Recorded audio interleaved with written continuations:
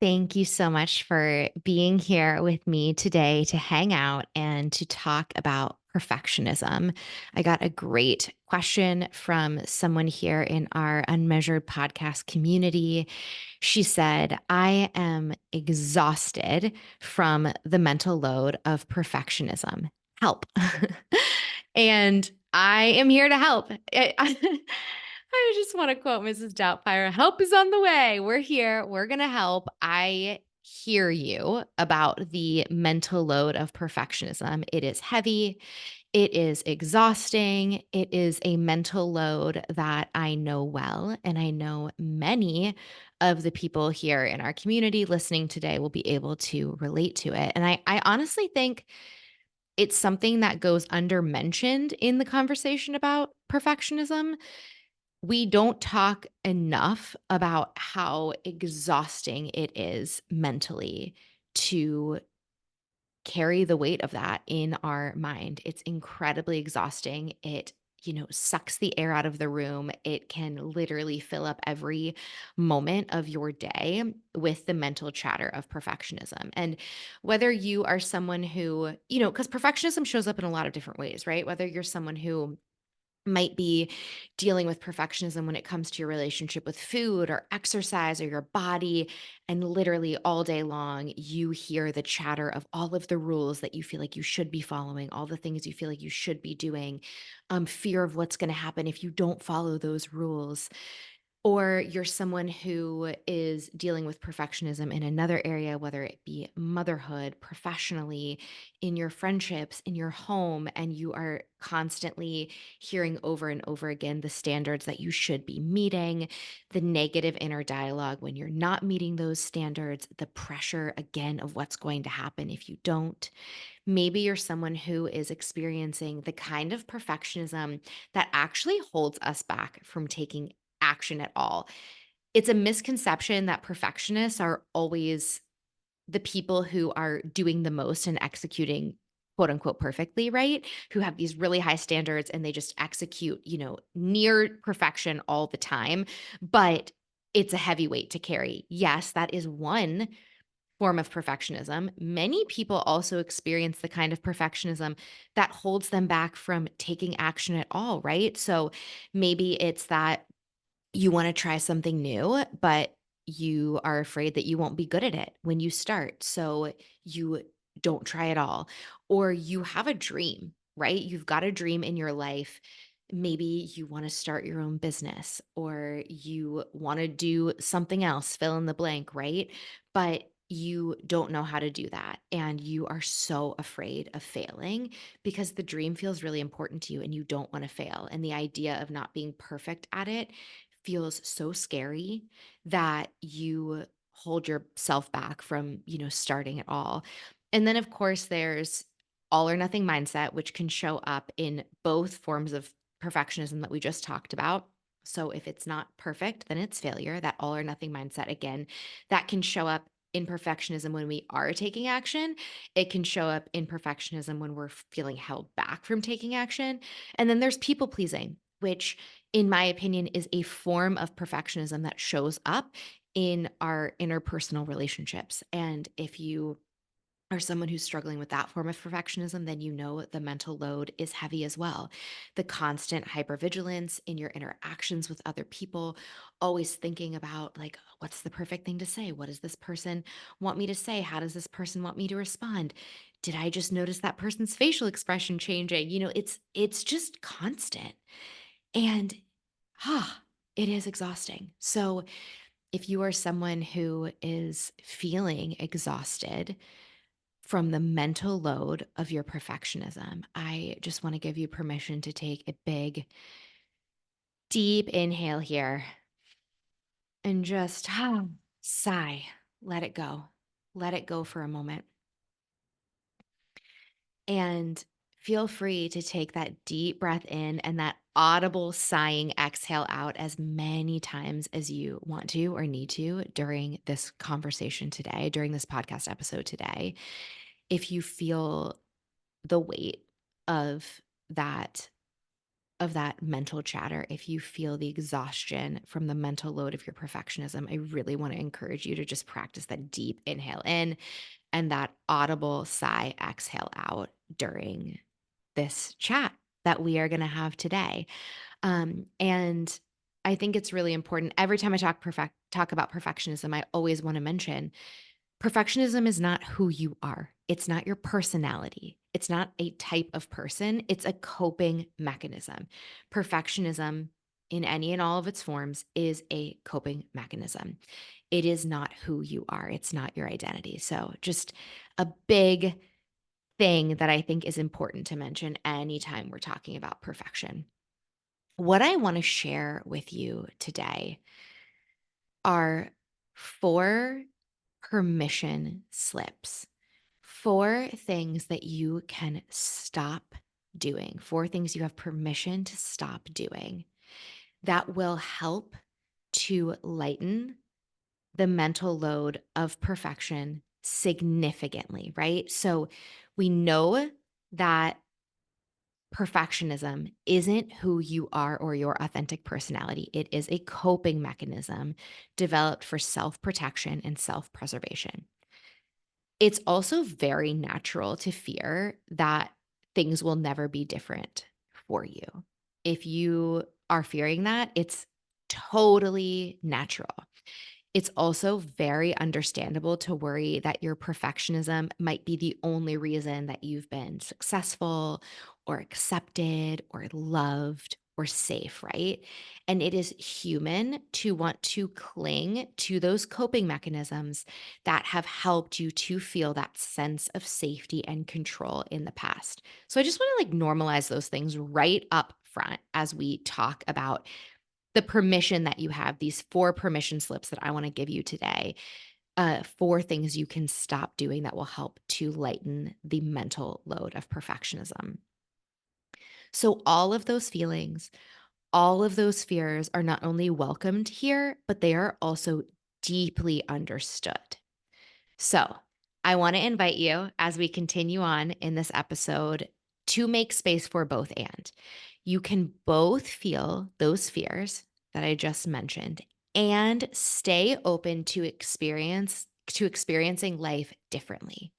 So, each of these permission slips that I'm going to share with you, I'm also going to share some like bite-sized challenges that you can take to help to put these things into place. So you can think of this as little permission slips and steps that are going to help to show you the way out of the perfectionism that is exhausting you and truly the way back home to your authentic self so that you can enjoy your life more and we can lighten that mental load.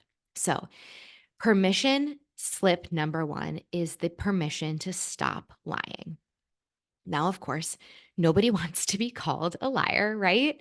But so many lies are told in the ceaseless performance of perfectionism.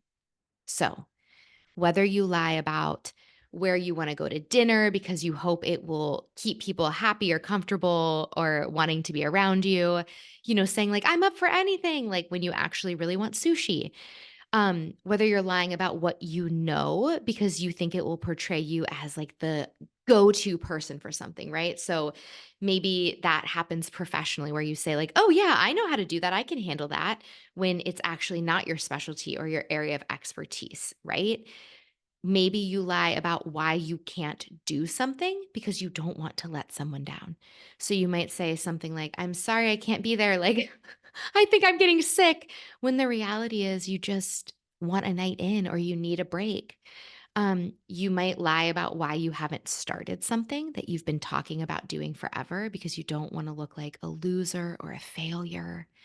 So you might say like, "Oh yeah, I'll start that ceramics class when I have more free time." But the truth is that you're scared to start because you might not be great at ceramics when you first try it, right? You might lie about who you are to yourself as a way to try to motivate yourself to follow the laundry list of rules that you've created for yourself. So you might tell yourself the lie of like, "Oh, I'm so lazy. Why can't I just do that workout class at 5 a.m. like everyone else that I see on Instagram, when the truth is that you are doing your best every single day. In fact, you might be working so hard that you've actually like burnt the candle at both ends and you're totally exhausted and you need rest. Or you might lie about who you are to yourself to try to justify your people pleasing behaviors that are no longer healthy for you and your relationship. So you might say things like, oh, I'm the kindest person in the room, when in reality, you use kindness to try to control your relationship dynamics, right? So these are all very, very common lies that perfectionists tell on a regular basis. I share these examples with so much compassion for the part of you that is trying to self protect. But what usually happens is that you try to self protect by controlling how people perceive you in relationships through always trying to say, do, and be perfect, right? And that can sometimes mean telling lies.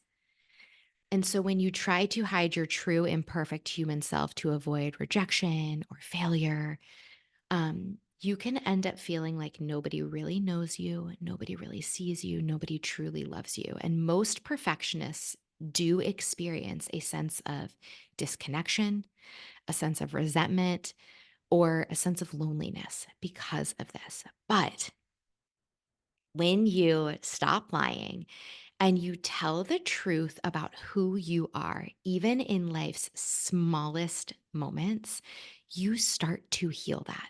So today, I want to give you permission to stop telling at least one lie. Okay. Permission to stop telling at least one lie. And your micro challenge is just to give that a try, right? So it might be telling your college roommate that you actually don't love Taylor Swift's Tortured Poets Department album, right? You liked maybe 5 of the songs and will never listen to the rest again. Maybe you ask for help at work when something comes across your desk and you don't know the best way to proceed. Maybe you are honest with your partner about how you really feel when they ask you, how was your day, right? If you had a great day, take up space with your joy. If you had a hard day, take up space with your sadness or your frustration or your anger. You deserve to take up space with your answers. It doesn't always have to be like, I'm fine, when truthfully it wasn't, right? So, micro challenge, if you want to take this permission slip to stop lying, is to give it a try. Stop telling at least one lie today. Your second permission slip is to stop doing at least one thing that you hate today. Okay. You get to stop doing at least one thing that you hate. Perfectionists are really excellent at doing what you think you should do or feeling shame when you're not doing the thing that you think you should do. So, when your days become a series of shoulds, you may find yourself lying awake at night feeling like you are living someone else's life.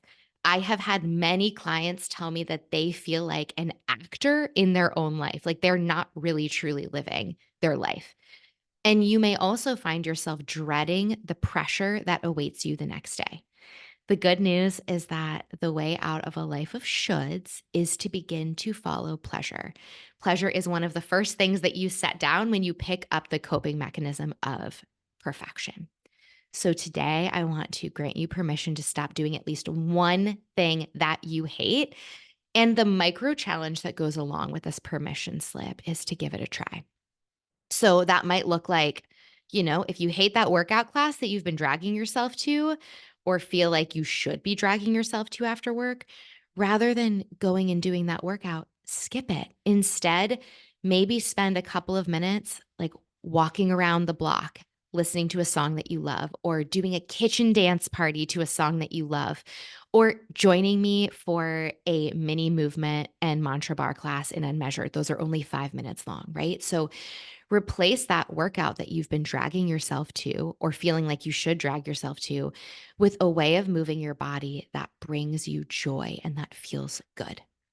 Another example is that if you hate feeling like you always have to say yes to every request that comes your way, so you don't let people down, whether it's last minute requests at work, volunteer opportunities at your kid's school, one more social event on a week where you just want a night in, I want to remind you that you can still be an amazing teammate, parent, friend if you don't always say yes. You can spend literally less than 60 seconds politely declining one of those requests today.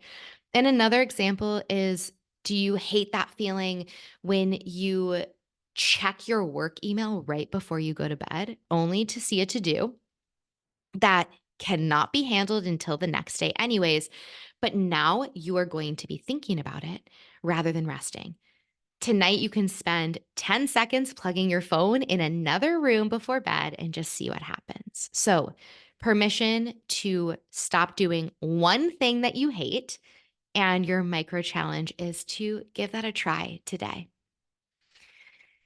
Your third permission slip is to stop following at least one rule. So, permission to stop following at least one rule granted. Every perfectionist Roman Empire is the rule that you create that create the rules that create your definition of perfect. Okay. So I saw like all over social media, people are like, my Roman Empire, my Roman Empire. I literally had to Google, like, what does this is my Roman Empire mean? And what it means is something that you think about constantly. So, for a perfectionist, the Roman Empire are the rules that create your definition of perfect in whatever area of life it might be. So, we all know that the actual Roman Empire fell. No need to Google that one, right? So, now we are going to let your Roman Empire fall next. Think about what rules do you have to follow in order to achieve perfection? What are those rules for you? And when you don't or can't follow those rules, does shame come up for you? Does guilt come up for you? What happens to you when you can't or don't follow those rules? So, examples of this might be you work out for 60 minutes or it doesn't count at all. You're always available for support when someone needs you, or you're a terrible friend. You only eat quote unquote good foods, or you feel like you're unhealthy and the day is ruined. You respond to work email within 15 seconds of receiving it, or you're never going to get that promotion. That's how you feel. Your house is always picked up, or you feel like you're a slob that can't get her life together. You are awesome at everything you knew that you try, or you beat yourself up for being like totally sucky. You're like, oh, if I'm not amazing at this the first time that I try, then I totally suck at this. Or you feel like you always have to have a creative activity planned with your kiddos, or you feel like you're falling short as a mom, right? And what you can probably see is these are examples of all or nothing mindset. And that is what our rules within perfectionism create for us, this all or nothing mindset. So these are just a handful of rules that clients have shared with me over the years. And here's the thing about these rules, they make you feel awful about yourself. They rob you of a chance to enjoy the present moment. And in all honesty, they often backfire, creating the opposite outcome of what you were hoping for in the first place. So I'm just going to use that movement example that I shared with you. So the example is, if your workout has to be 60 minutes or it doesn't count, right? The reality of this is you may opt out of moving your body any day that you don't have a full hour to commit to exercise. And depending on your life, that might be a lot of days. So if you were to stop following that rule that a workout has to be 60 minutes to count, you would likely find yourself saying yes to movement more often. If you had 10 minutes or 20 minutes or even 30 minutes, you could move for 10 minutes or 20 minutes or 30 minutes. And the chances are high that you would enjoy the movement even more too, because you wouldn't be like beating yourself up, berating yourself for not doing enough. So it's this really lovely ripple effect. So rather than trying to control yourself or others' perception of you with all these rules, you will start to notice opportunities to authentically connect with yourself and others. So today, you've got permission to stop following at least one rule, and your micro challenge, of course, is to give this a try. Maybe you've got friends coming over after the kids get off school and your house is not perfectly picked up. You had planned to clean it up between like Zoom work meetings, but an urgent project popped up and you just didn't have a chance.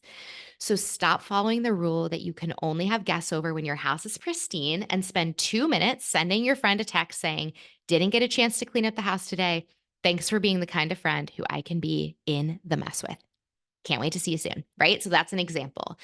Another example is, let's say you've got a date at a fun restaurant and you see a salad that looks delicious on the menu. The salad comes with homemade sourdough croutons, but you have a rule that you don't eat bread. You can stop following that rule, and rather than spending like, the extra 10 seconds when you're ordering the salad to say like with no bread, you can order the salad as is, croutons included, and enjoy it. Okay.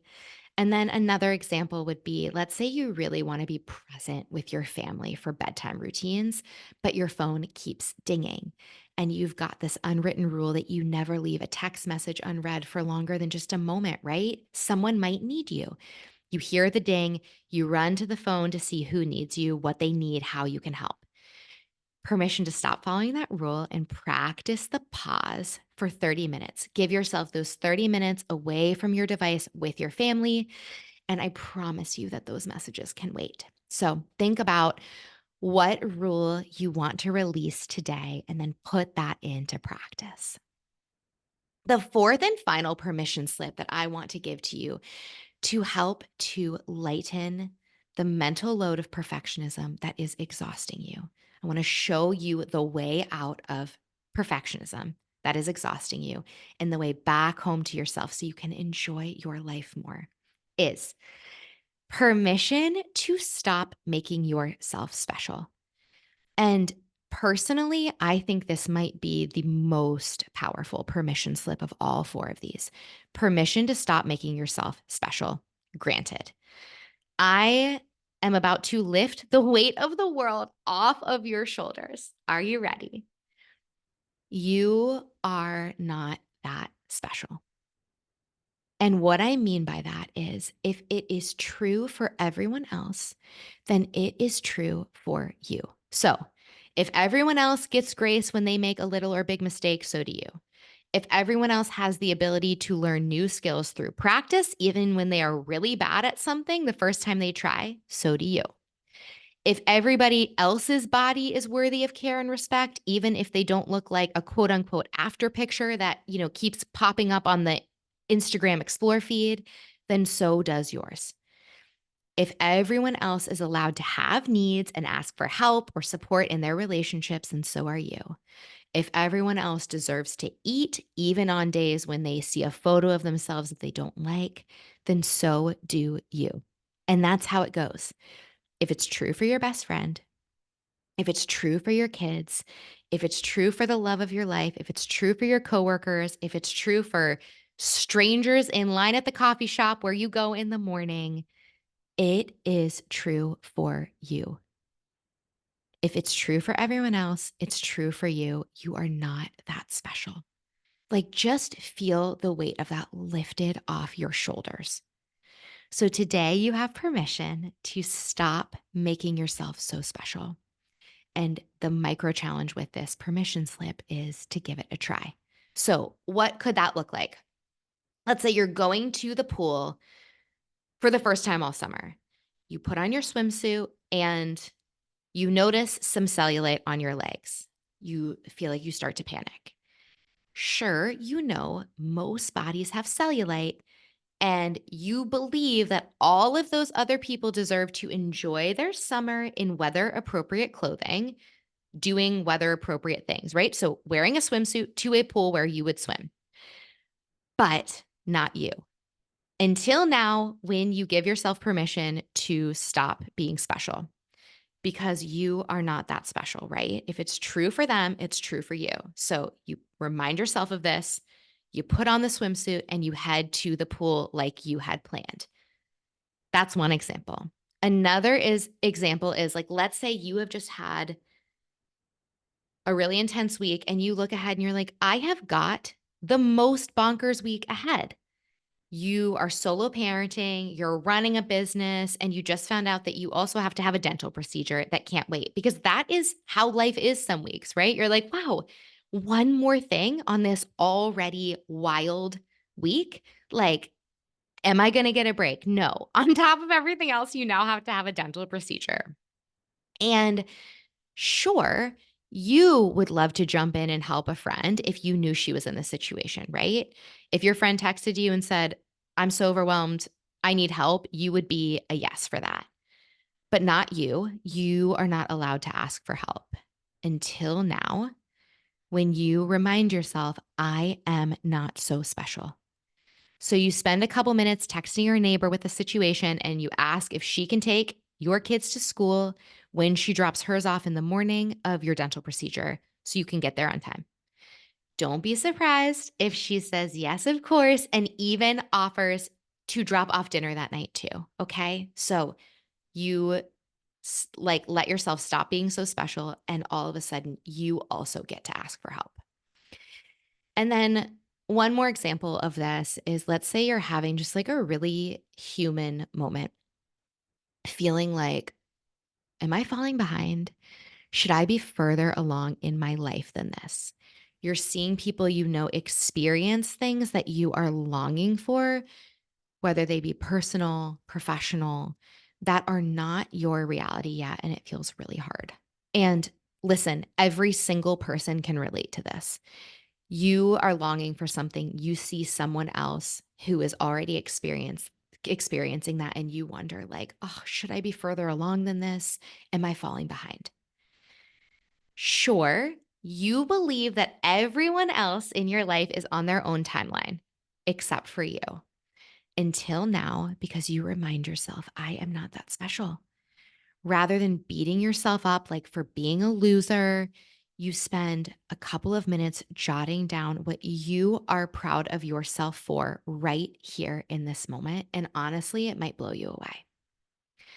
So, you are not so special that the universal truths that you believe about everyone else don't also apply to you. Isn't that such a weight lifted? You don't have to work so hard to be special.